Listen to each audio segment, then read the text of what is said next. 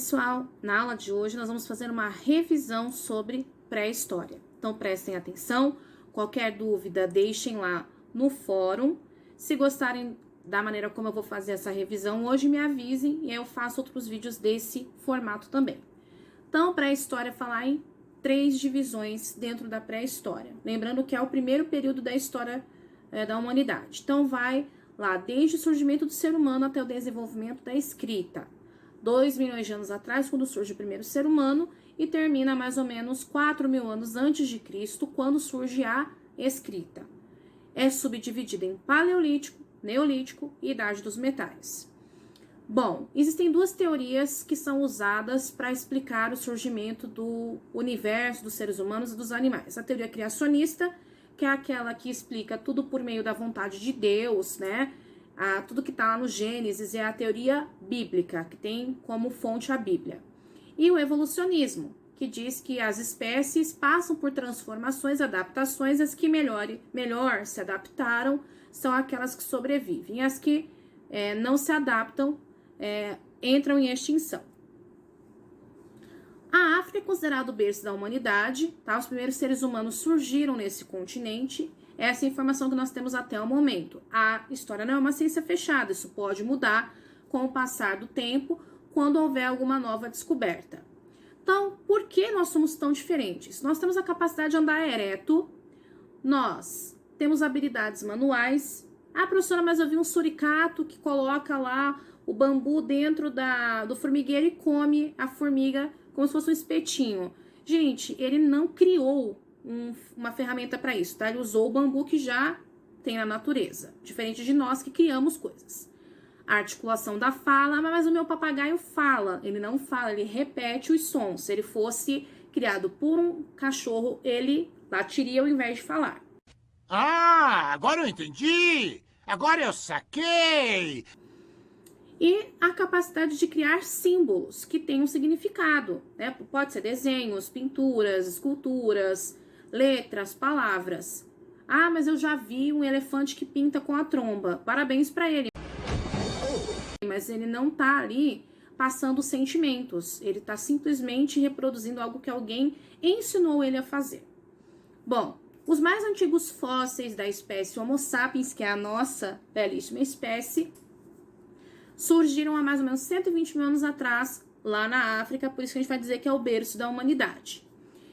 E o fóssil mais antigo até 2010, que se encontrou de ser humano, foi o da Lucy, tá? Ela viveu na Etiópia há 3,2 milhões de anos e ela era considerada até então o fóssil mais antigo. Ela recebeu esse nome porque os arqueólogos estavam ouvindo uma música dos Beatles, Lucy in the Sky, quando descobriram o esqueleto dela. Bom, ela foi desbancada em 2010, quando também na Etiópia encontraram um fóssil de 3,6 milhões de anos, tá? Esse fóssil foi batizado como Cadanumo. Aqui só uma brincadeirinha, né, da evolução, os ramos evolutivos, o ser humano vai se adaptando, vai, por exemplo, melhorando, né, o polegar opositor, a gente começa a fazer esse movimento de pinça que vai facilitar a nossa vida, as presas vão ficando menores, a arcada dentária vai ficando menor, o cérebro vai crescendo, então várias mudanças vão acontecendo. Bom, eu destaquei aqui os principais ramos evolutivos do nosso gênero Homo para falarmos um pouquinho. Então, antes de tudo, né, lá o primeiro que a gente tem mais parecido,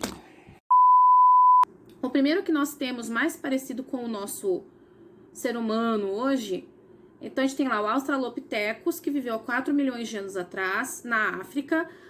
O cérebro era bem pequeno, tá? Tinha 460 centímetros cúbicos e parecia mais com o nosso primo distante de 25º grau lá, como eu brinquei com vocês, os macacos, do que com o ser humano mesmo. Atingia mais ou menos 1 metro de altura e 45 quilos. O Homo habilis, como o próprio nome diz, tem habilidade manual. Então, a nossa principal característica era confeccionar ferramentas feitas de pedra.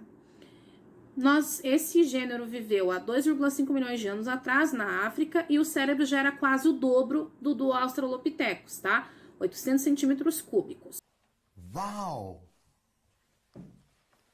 A altura de mais ou menos 1,57 m e 55 quilos. Essa cena, ela é real, gente? Seres humanos e dinossauros conviveram? Não, ok? Os seres humanos, quando surgiram na Terra, já não conviveram com os dinossauros, eles já estavam em extinção há milhões de anos. Vale lembrar que nós estudamos em sala e assistimos ao vídeo do Nostalgia do Castanhari, explicando como ocorreu a extinção e que ela teria ocorrido por conta de um meteoro, e não foi a queda especificamente que matou todos os dinossauros do mundo, e sim as consequências desse meteoro, que foi uma poeira cósmica que ficou na nossa atmosfera, impedindo que a luz do sol entrasse, levando à morte de várias plantas, causando a extinção de dinossauros que eram herbívoros e, por conta da cadeia alimentar, a extinção dos dinossauros que eram carnívoros. Deu ruim. Bom, o ser humano surge lá na África, se espalha para o restante do mundo. Lá na África nós precisávamos de características específicas para o lugar, como pele mais escura, cabelo mais escuro, olho mais escuro, ou seja, mais melanina desenvolvida para aguentar o calor e as incidências de raios solares. Quando o ser humano vai para a Europa, eu não preciso mais disso. Não quer dizer que o ser humano chegou negro na Europa e no outro dia ele tinha virado Michael Jackson. Vamos lembrar que isso acontece com a passagem de milhares de anos de uma geração para outra. Então, não precisando mais de melanina, o que acontece? Nós vamos ficando cada vez mais claros, com menos melanina, cabelo, olho e pele mais claros. Gente, a evolução também tem a questão de, se você não usa, vai desaparecendo. Então tem que usar os cérebros, né? Vai desaparecer. Bom, lá na Ásia, nós vamos ter o escurecimento dos olhos e do cabelo, principalmente por conta do sol que incidia nas regiões onde tem neve. E aí vem aquela questão de ficar fazendo assim com os olhos para a gente poder proteger a nossa visão do sol, e por isso nós vamos ficando com, nós não, né? Os asiáticos com o olhinho mais puxado. Os seres humanos, então, vêm para a América, onde nós vamos ter pessoas bem parecidas com os asiáticos, né? O olho meio puxado, cabelo escuro, olho escuro, mas a nossa pele vai agora, de novo, ter um pouquinho mais de melanina por conta do clima tropical. Bom, como os seres humanos vieram parar na América, né? Duas teorias explicam isso. Estreito de Bering, que congelou durante um período, possibilitando que eles atravessassem e se espalhassem por toda a América, e a teoria polinésia, em que os seres humanos pegaram canoas e atravessaram o Oceano Pacífico de uma ilhazinha até a outra e acabaram chegando na América, ok?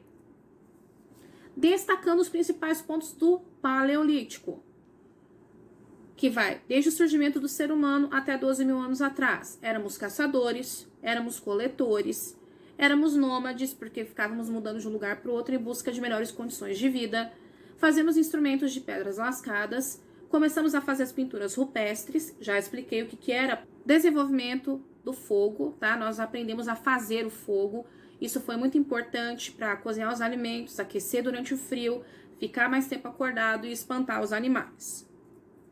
No Neolítico, nós vamos destacar que houve, no início desse período, um degelo, ou seja, o clima mudou muito, começou a derreter o gelo, e isso causou a extinção de animais de grande porte, como mamutes e bisões. Houve adaptação para o ser humano, que teve que começar a caçar animais de pequeno e médio porte, utilizando principalmente arco e flecha, que tinha sido criado lá no Paleolítico, mas agora estava aperfeiçoado. Nós começamos a fazer a agricultura próximo aos rios, porque a gente precisava da água para agricultura, para sobrevivência.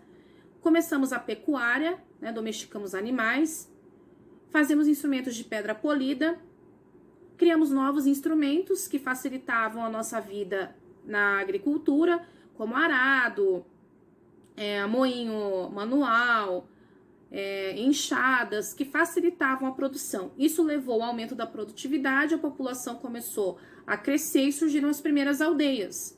Essas aldeias precisavam de organização, surgiu o Estado com letra maiúscula, quer dizer governo, onde nós vamos ter um rei, onde nós vamos ter divisão social, né? As pessoas vão ser consideradas mais importantes dependendo do cargo que elas vão ter e menos importantes dependendo do cargo que elas têm. Então vão surgir artesãos, né? Vão surgir soldados, né? O exército precisa surgir aí para garantir a segurança, a ordem, a organização dessa nova sociedade.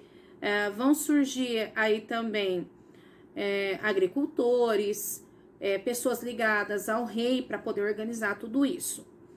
E a idade dos metais, que é quando nós começamos a utilizar os metais para criação de instrumentos, que vão agora deixar a agricultura melhor, vamos produzir mais, porque são instrumentos que vão durar mais tempo, vão preparar uma área muito maior e em menos tempo. E também nas nossas ferramentas, que a caça ainda era uma atividade complementar, a agricultura e a pecuária vai facilitar, porque entre uma ponta de flecha de pedra e uma de metal, com certeza de metal era muito melhor, muito mais forte. Galera, é isso por hoje. Espero que vocês tenham refrescado tudo aquilo que nós vimos. E dúvidas, mandem no fórum. Beijão, fiquem com Deus, estudem, façam tudo lá na nossa plataforma Farias Brito e vai dar tudo certo. Logo, logo a gente tá junto. Beijos!